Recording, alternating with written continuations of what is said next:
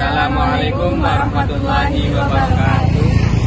Baik, kami dari kelompok 10 PJBL Kekuatan Anak Sehat Sakit Akut A 2022 akan menampilkan video edukasi mengenai penanganan hipotermi pada bayi di rumah.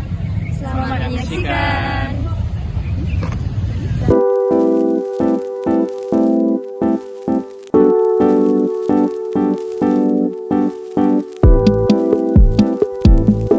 Termoregulasi atau pengaturan suhu tubuh pada bayi baru lahir merupakan aspek yang sangat penting dalam perawatan bayi baru lahir. Suhu tubuh yang normal dihasilkan dari keseimbangan antara produksi dan kehilangan panas tubuh. Salah satu masalah khusus pada bayi, terutama bina keluarga balita, adalah ketidakmampuannya mempertahankan suhu tubuh yang normal. Banyak faktor yang berperan dalam termoregulasi, seperti umur, berat badan, luas permukaan tubuh, dan kondisi lingkungan. Bayi tidak seperti orang dewasa dalam beradaptasi dengan perubahan suhu. Oleh karena itu, sehingga saat bayi terpapar dingin akan lebih banyak menggunakan energi dan oksigen untuk menghangatkan dirinya.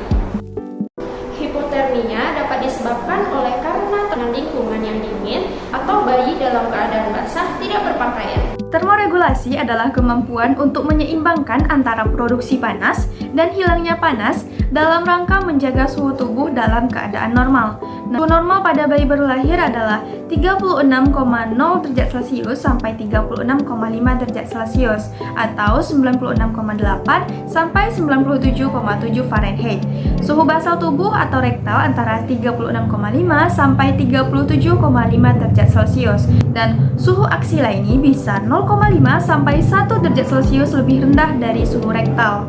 Suhu tubuh normal terjadi jika ada keseimbangan antara produksi panas dan hilangnya panas.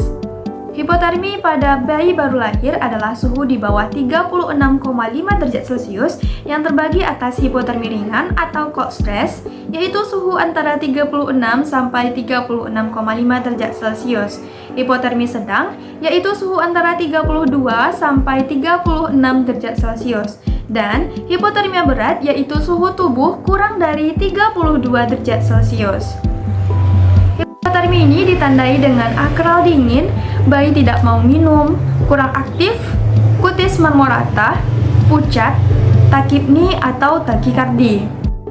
Hipotermi yang berkepanjangan akan menyebabkan terjadinya peningkatan konsumsi oksigen, distres respirasi, gangguan keseimbangan asam basah, hipoglikemia, defek koagulasi, sirkulasi fetal persisten, gagal ginjal akut, enterokolitis nekrotikan, dan pada keadaan yang berat akan menyebabkan kematian. Ada 4 mekanisme yang dapat menyebabkan bayi kehilangan panas. Yang pertama yaitu radiasi. Radiasi terjadi ketika bayi didekatkan dengan benda-benda yang memiliki suhu lebih rendah dibandingkan dengan suhu tubuhnya.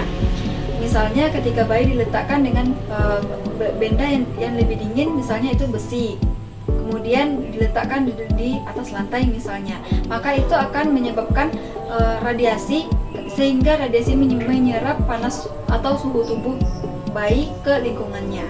Yang kedua yaitu evaporasi. Evaporasi artinya adalah penguapan.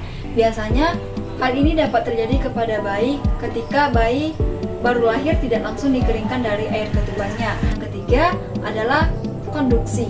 Nah, konduksi ini terjadi ketika bayi kontak langsung dengan benda-benda yang dingin dan lebih rendah dibandingkan suhu tubuhnya. Misalnya ketika tangan kita yang dingin kemudian kita menyentuh bayi tersebut. Nah, itu disebut dengan konduksi. Yang keempat adalah konveksi. Konveksi dapat terjadi ketika bayi berada di ruangan atau tempat yang lebih dingin dibandingkan suhu tubuhnya.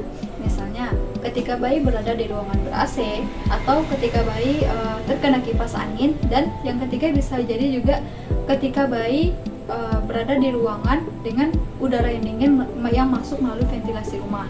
Nah, hal ini dapat dicegah dengan menggunakan selimut. Berikan selimut kepada bayi sehingga bayi dapat mempertahankan suhu tubuhnya.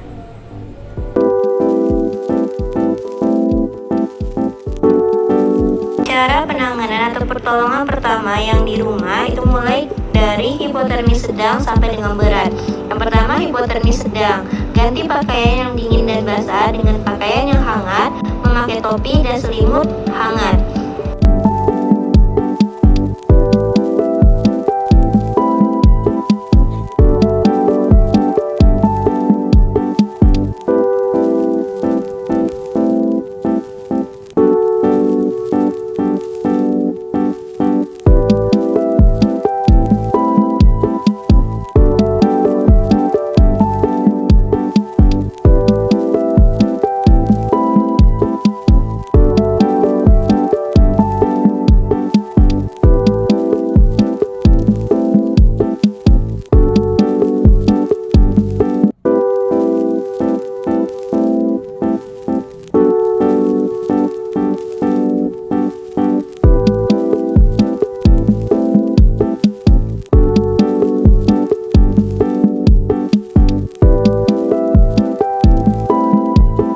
Anjurkan menghangatkan bayi dengan melakukan kontak kulit dengan kulit atau perawatan bayi lekat atau PMK, perawatan metode kangguru.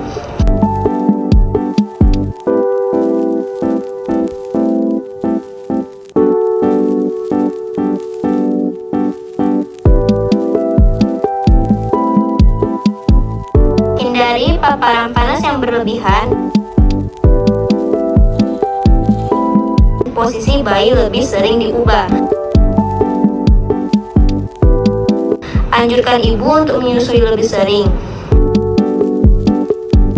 Mintalah bayi untuk mengamati tanda kegawatan, misalnya gangguan nafas, kejang, tidak sadar, dan segera mencari pertolongan bila terjadi hal tersebut.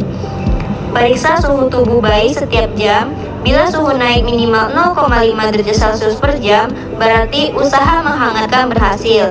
Lanjutkan memeriksa suhu setiap 2 jam. Ulangi sampai panas tubuh ibu menghangatkan tubuh bayi menjadi hangat.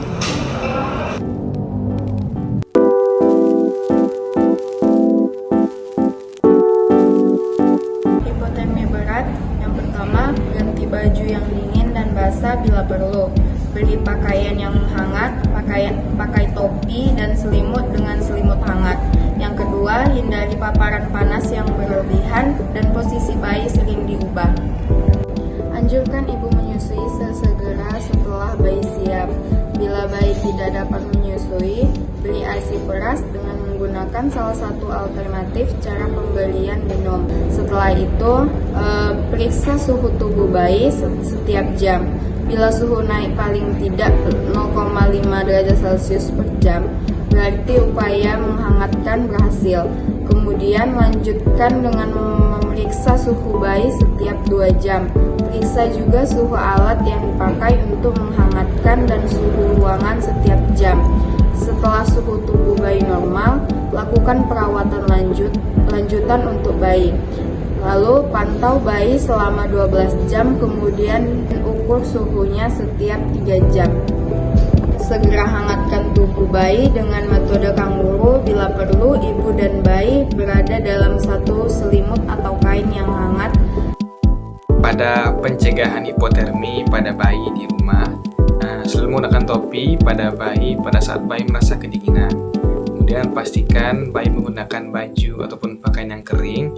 Kemudian pastikan kondisi suhu ruangan itu tidak kurang dari 25 derajat Celcius. Kemudian pada saat bayi mau mandi, ada baiknya kita menyiapkan terlebih dahulu handuk kering, kemudian baju kering, dan kita menyiapkan air yang hangat. Nah, setelah mandi, badan bayi langsung dikeringkan menggunakan handuk dan juga dipasangkan baju yang lengkap supaya mencegah hipotermi. Dan juga yang terakhir yaitu tidak menempatkan bayi pada suhu ruangan yang dingin dan juga alat pendingin ruangan lainnya, sehingga bayi dapat tercegah dari hipotermi.